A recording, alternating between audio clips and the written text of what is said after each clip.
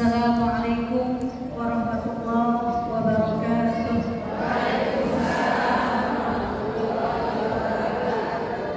Alhamdulillah, alhamdulillahilladzi arsala rasulahu bil huda wa dinil haqq liyudhhirahu 'ala dini kullih wa kafa billahi shahida. Asyhadu an la ilaha illallah wa asyhadu anna Muhammadan abduhu wa rasuluh la nabiyya ba'dah. Alhamdulillah, puji syukur kita panjatkan kehadirat Allah Subhanahu wa taala di pagi yang penuh barokah ini. Kita bersama-sama berkumpul di majelis yang mulia ini. Mudah-mudahan Allah berkenan melimpahkan rahmat dan berkahnya kepada kita semuanya. Yang terhormat para asatidzah yang berkenan hadir. Punten, ini Bu Yanti dari Megamendung? Bukan, mana Bu Yanti dari Megamendung? Masya Allah, alhamdulillah. Ada lagi ustazah lain dari desa lain atau dari PKFT? Alhamdulillah. Dari mana Ibu Punten? Cigombong, Masya Allah, tabarakallah. Jazakumullah khair atas kehadirannya. Para asatidzah tidak bermaksud untuk menggurui. Kami berdiri di sini, duduk di sini, kita sama-sama untuk menyatukan hati. Kami bercita-cita menjadikan Masjid Biru At-Tahirin ini menjadi pusat aktivitas dakwah muslimah se-Bogor Selatan. Kecamatan-kecamatan yang ada di sekitar Ciawi, Cigombong, Caringin, Megamendung, Cisarua, Taman Sari, cita-citanya bersatu di sini, menjadikan At-Tahirin ini sebagai pusat kajian dakwah bagi kita semuanya, mempersatukan para muslimah, menyatukan para mujahidah, para da'iyah. Hari Kamis adalah hari spesial buat kita, karena disinilah insya Allah kita akan selalu bersilaturahim. Harapannya hari Kamis ini menjadi waktu, momen khusus untuk kita untuk saling bersinergi dalam kegiatan-kegiatan dakwah kita. Berkenan para asatidzah yang sekarang alhamdulillah sudah hadir dari Megamendung dan dari Cigombong. Pada kesempatan Kamis selanjutnya kita sama-sama selalu bersilaturahim di sini. Dan insya Allah ke depan kita bersama-sama menggunakan At-Tahirin ini sebagai tempat kegiatan kita. Jadi kalau misalnya dari Cigombong atau dari Megamendung ingin ada kegiatan besar, bisa menggunakan At-Tahirin, bisa bekerja sama dengan kami. Karena kami diamanahkan untuk mengelola Masjid Biru At-Tahirin ini sebagai pusat kegiatan muslimah se-Bogor Selatan. Alhamdulillah, Pak Haris selaku muwakif dari Masjid Biru ini telah memberikan amanah langsung kepada kami. Jadi alhamdulillah, Masya Allah, tabarakallah, kepada semuanya yang telah hadir jauh-jauh, insya Allah memberikan berkah kepada kita semuanya. Jadi inilah kami, Pak jajaran pengurus At-Tahirin yang sedang berusaha untuk merintis supaya At-Tahirin ini semeriah Masjid Alumni, semeriah Masjid Raya Bogor. Mudah-mudahan ke depan terus Masjid At-Tahirin ini menjadi pusat kegiatan kita. Sebagai informasi para ustazah semuanya, alhamdulillah sudah ada beberapa program yang sudah kita jalankan. Pertama adalah kajian rutin di hari ini. Kemudian ada juga tahsinul Quran yang dilaksanakan dalam kelas-kelas kecil Itu alhamdulillah sudah dimulai pada hari Senin kemarin. Sudah ada 4 kelas tercatat, berarti murid kita baru sekitar 40 orang, 50 orang. Ada juga sekolah dakwah. Sekolah dakwah alhamdulillah sudah dibuka kemarin dan pesertanya ada kurang lebih 70 orang. Masya Allah, alhamdulillah. Sekolah dakwah adalah media untuk pembekalan para da'iyah yang akan mencetak para da'iyah yang insya Allah nanti akan siap diterjunkan di berbagai pelosok di Bogor Selatan. Maka insya Allah kalau Bunda Ustazah yang berkenan untuk mengirimkan para kader-kadernya untuk kami didik di sini supaya memiliki kemampuan public speaking dan tabligh yang baik, silahkan Bunda. Kita sama-sama bekerja sama, bersinergi supaya Masjid Biru ini menjadi milik kita bersama.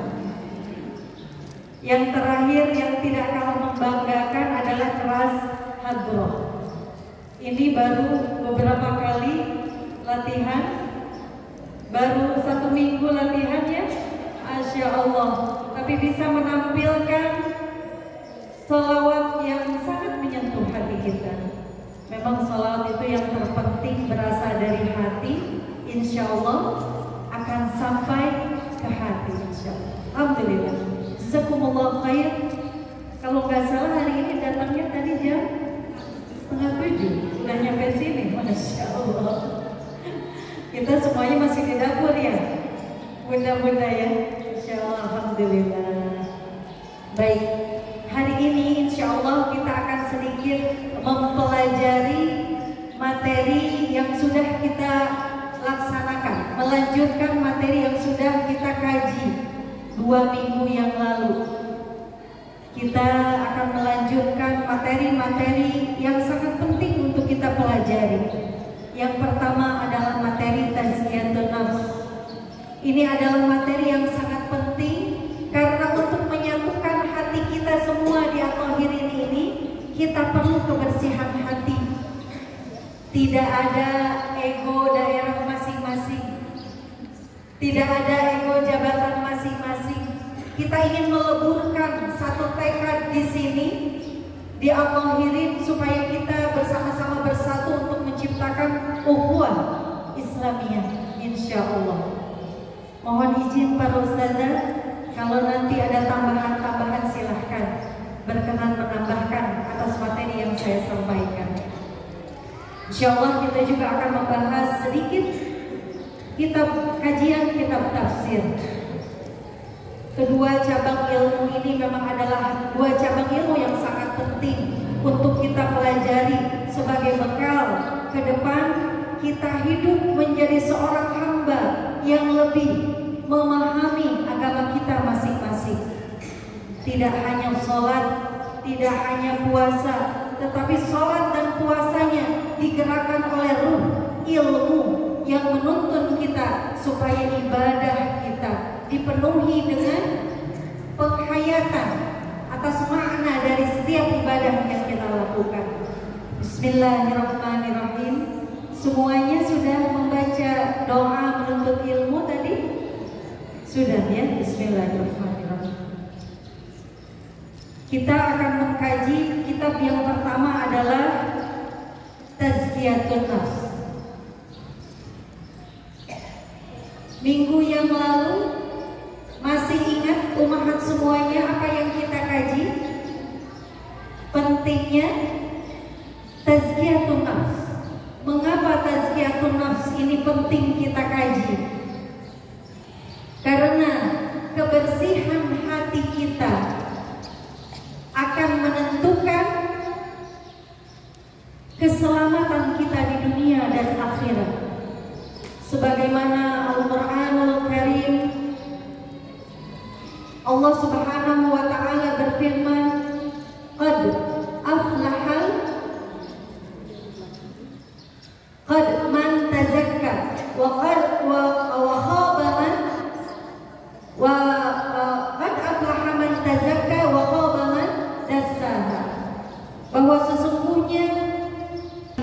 adalah ibadah kita.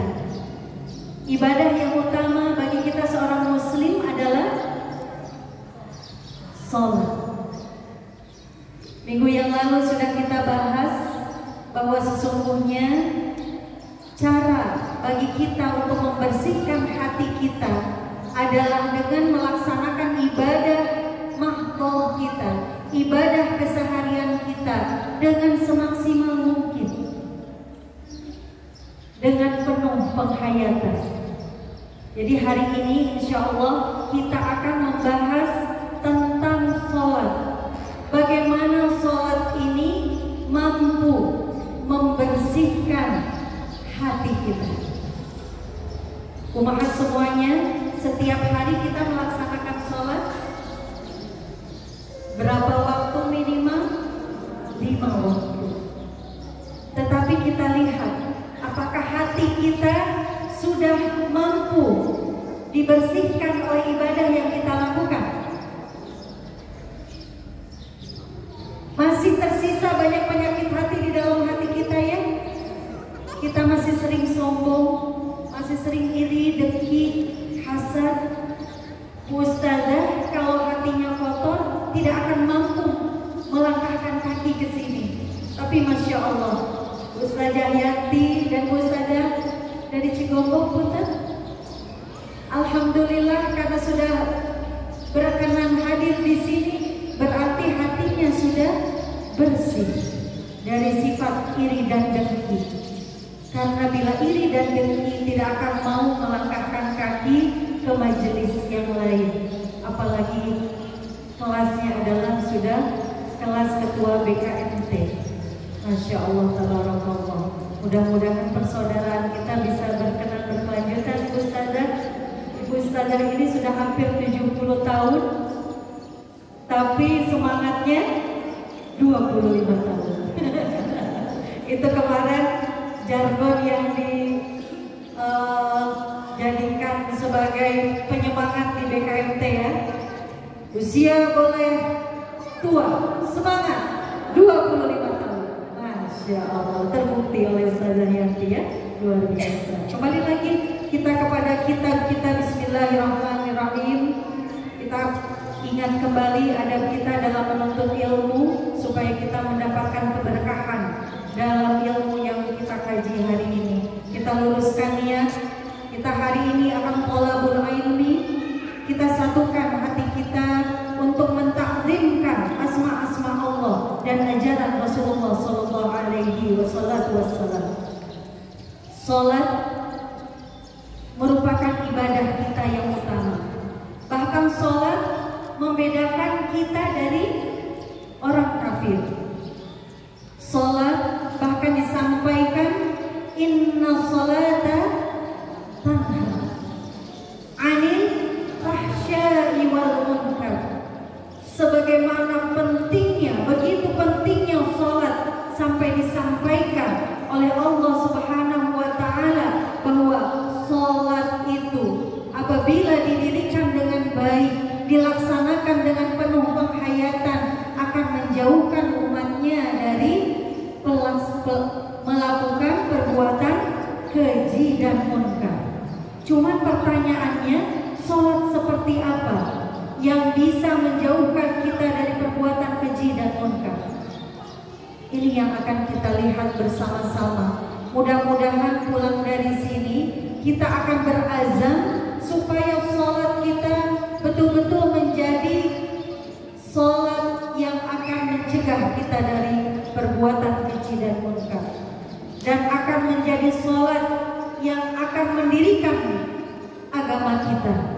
Karena as-salatu imaduddin, bahwa sesungguhnya salat itu adalah tiang agama. Sebegitu pentingnya salat bagi diri kita dan agama kita, sehingga dikatakan salat itu sebagai tiang agama. Ini kadang-kadang kita hanya mendengar saja hadis tersebut, tetapi tidak dimasukkan ke dalam hati kita. Ketika ibadah dikatakan sebagai tiang agama, berarti apabila kita menegakkannya sama dengan kita menegakkan agama kita. Sebaliknya, kalau kita merubuhkan sholat, tidak mendirikan sholat, maka kita sama dengan merubuhkan agama kita. Maka bismillah, insya Allah amal kita pun akan ditentukan oleh kualitas sholat kita. Maka perlu kesungguhan bagi diri kita untuk mempelajari bagaimana supaya sholat kita dikatakan sebagai sholat yang mampu mendirikan agama kita. Sholat yang akan mampu membedakan antara kita dengan orang kafir. Sholat yang akan mencegah kita dari perbuatan keji dan munkar. Bunda-bunda semuanya, sholat tidak akan mampu membersihkan hati kita, menghadirkan tazkiyatun nafs apabila sholat itu tidak ditegakkan rukunnya, syarat-syarat zahir dan batinnya. Kita mungkin selama ini sudah memenuhi rukunnya secara zahir, tetapi apakah rukunnya secara batin sudah kita penuhi? Nah, ini masih menjadi PR buat kita sama-sama. Coba ingat-ingat Bunda, kalau lagi sholat, berapa persen kita ingatnya sama Allah? Berapa persen kita koneknya sama Allah? Berapa persen kita hayati bacaan sholat, sehingga sholat itu menjadi doa-doa yang melangit?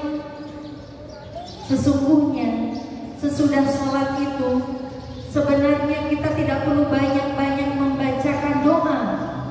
Apabila sholatnya sudah kita hayati dengan sepenuh hati, karena sesungguhnya sholat itu pun adalah doa.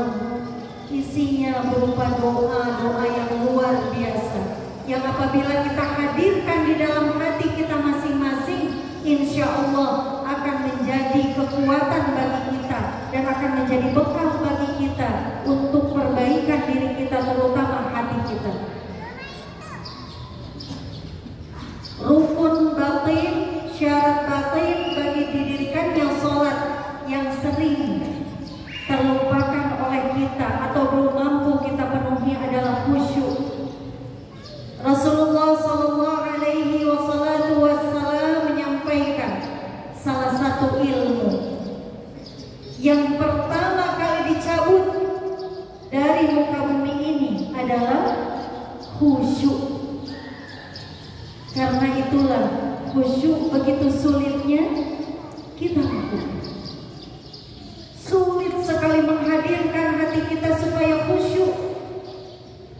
Sering kita sholat di awal berusaha untuk khusyuk, ingat kepada Allah, mengikuti bacaannya dengan penuh hikmah, tetapi di tengah perjalanan sholat lupa.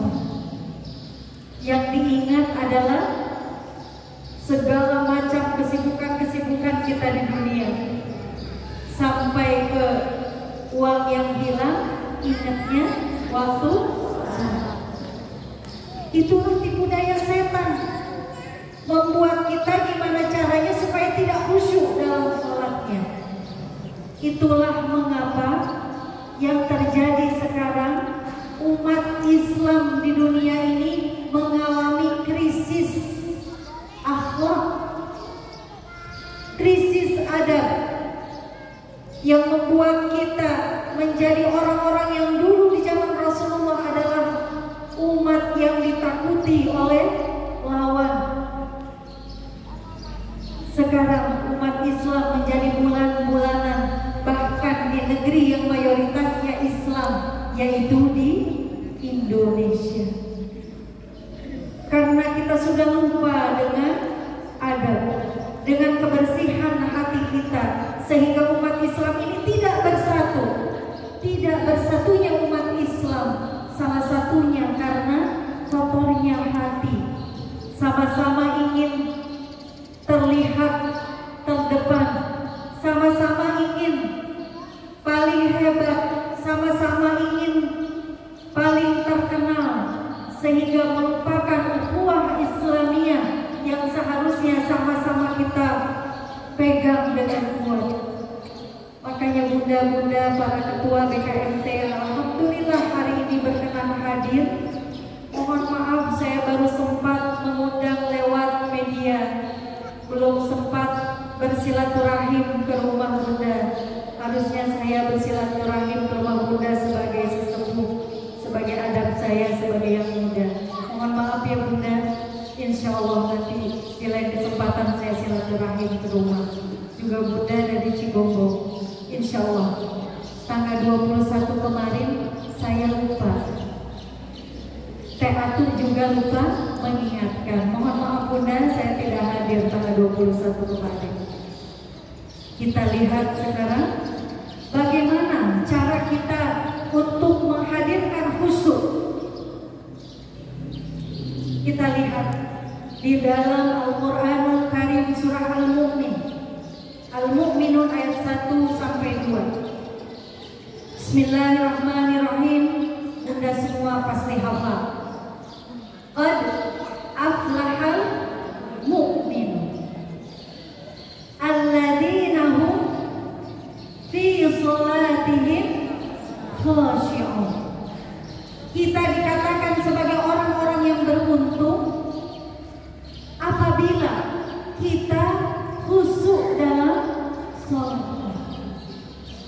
Di Allah Subhanahu wa taala bahkan bersumpah di dalam surah Al-Mu'minun ini, qad aflaha, maka sesungguhnya aflaha, paling beruntung, bukan hanya beruntung tetapi paling beruntung mereka lah orang-orang yang khusyuk dalam sholatnya. Tadi karena sholat yang khusyuk insya Allah akan membersihkan hati kita. Sholat yang khusyuk akan melahirkan akhlakul karimah dalam diri kita. Sebagaimana Rasulullah SAW teladan kita, uswah kita, memiliki hati yang sangat bersih. Beliau bisa memiliki hati yang bersih karena kualitas sholatnya yang luar biasa. Tidak ada sedikit pun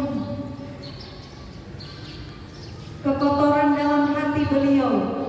Bahkan beliau dikondisikan sejak masih kecil sudah dibersihkan hatinya oleh para malaikat.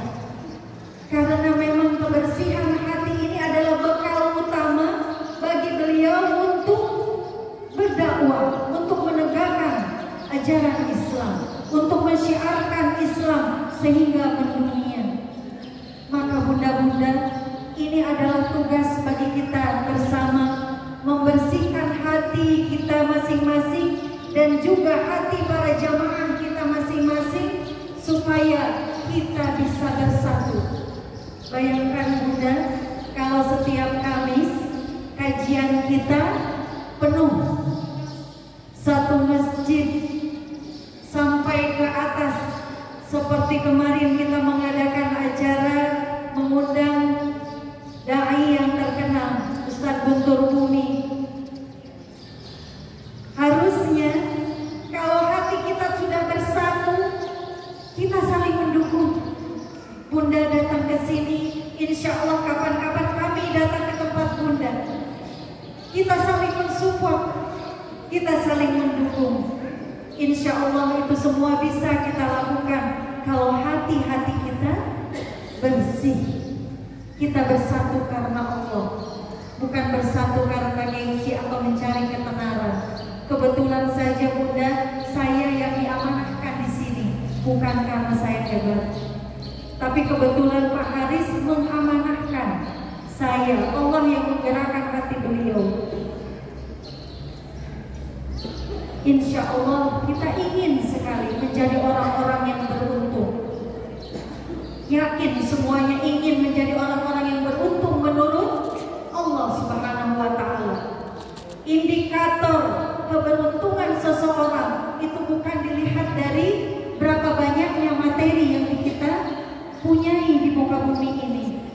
Mungkin kita hidup sebagai orang yang sederhana saja, tetapi kita mata Allah sebagai orang-orang yang terbaik, sebagai orang-orang yang paling beruntung. Salah satunya adalah orang-orang yang dikaruniai kenikmatan dan khusyuan di dalam sholatnya. Khusyuk adalah bukti yang tertinggi dari bersihnya hati.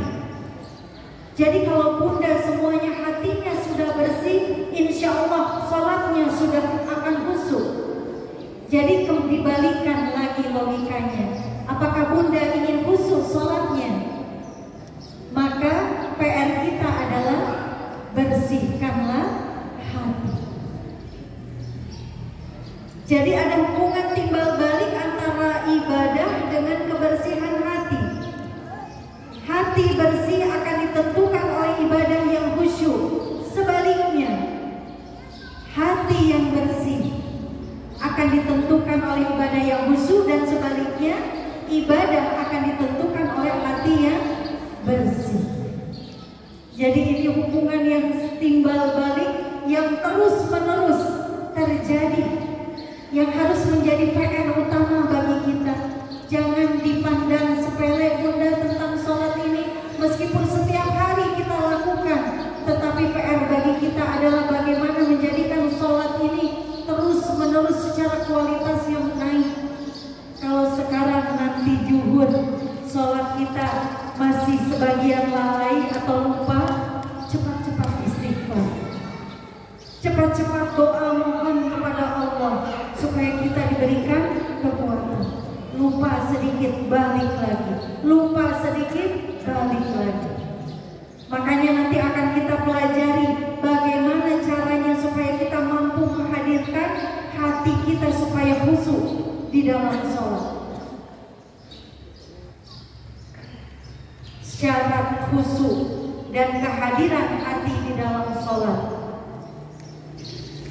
Sesungguhnya sholat itu adalah masalah ketetapan hati dan ketundukan diri. Ini Rasulullah SAW sampaikan, innamas sholatu taskunu wa tawadhu. Sholat itu kalau ingin khusyuk sebenarnya mudah. Mudah kata Rasulullah, menjadi PR besar untuk kita.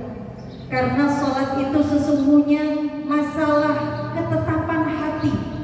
Bagaimana kita berusaha bersungguh-sungguh ingin sholatnya khusyuk. Jadi bunda kembalikan lagi, mau tidak sholatnya khusyuk? Kalau mau sholatnya khusyuk, azam, mujahadah. Setiap mau sholat seperti kita mau melewati tes, ujian, stres. Dalam pengertian bekerja keras supaya mempersiapkan supaya ujiannya lulus. Jadi sebelum sholat persiapannya harus luar biasa. Semuanya dikondisikan supaya kita bisa khusyuk. Urusan dapur harus sudah selesai sebelum waktu sholat.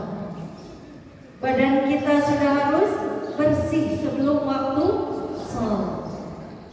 Urusan anak, urusan suami sudah harus selesai. Makanya para muslimah itu adalah manajer yang baik, karena harus mampu mengejar target waktu supaya menjadi ibu yang baik, istri yang disayang suami, tetapi juga menjadi hamba yang bertakwa. Sulit tidak bunda mengatur waktu? Sulit kalau kita tidak memiliki ketetapan